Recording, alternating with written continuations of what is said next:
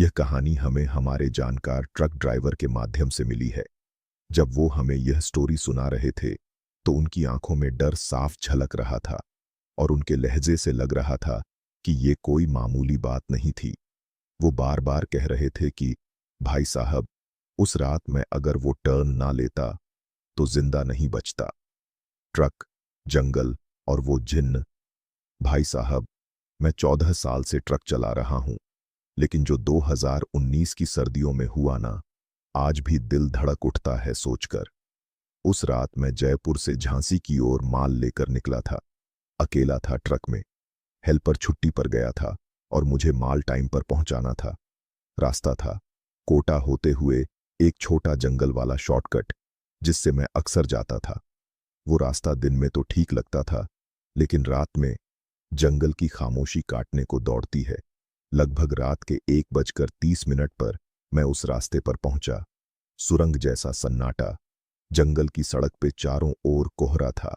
Truck की headlight मुश्किल से 10 मीटर तक दिखा रही थी।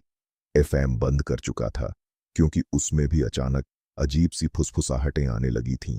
और तभी सामने एक आदमी, या कुछ और। सड़क के एक किनारे एक लंबा चौड़ा आदमी खड़ा था। सफेद कपड़े, सिर झुका हुआ और हाथ में एक लकड़ी जैसा डंडा। मैंने जैसे ही पास से ट्रक निकाला, उस आदमी ने अचानक सामने कूद मार दी।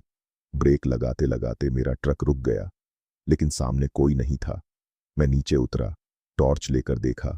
सड़क खाली, कोई इंसान नहीं, कोई जानवर भी नहीं।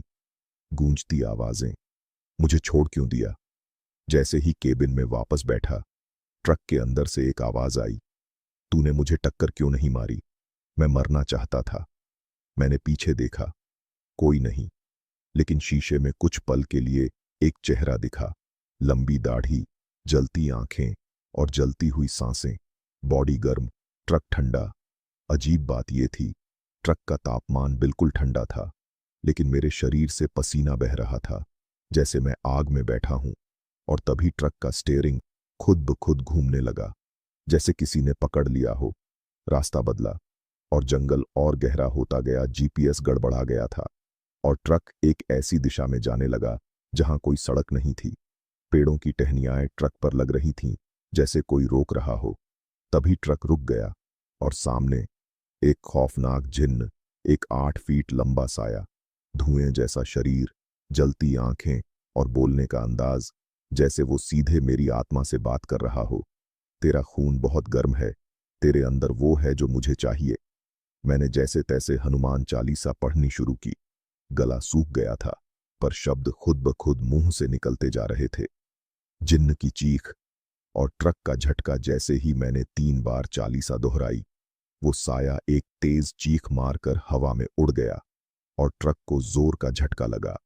जीपीएस फिर से ऑन हुआ और मैं उसी रोड पर वापस आ गया। सुबह की पहली किरण और राहत। सुबह 5 बजे जैसे ही पहली धूप पड़ी, सब कुछ शांत हो गया। ट्रक ठीक, रास्ता ठीक, लेकिन अंदर कुछ टूट चुका था। अब तक सोचता हूं, वो क्या था? कोई मरा हुआ आत्मा, या सच में कोई जिन्न जो जंगल में राहगीरों का इंतजार करता है? मैं आज भी उस रास्ते से नहीं गुजरता, और हां, हर ट्रिप पर हनुमान जी की फोटो और चालीसा रखता हूं।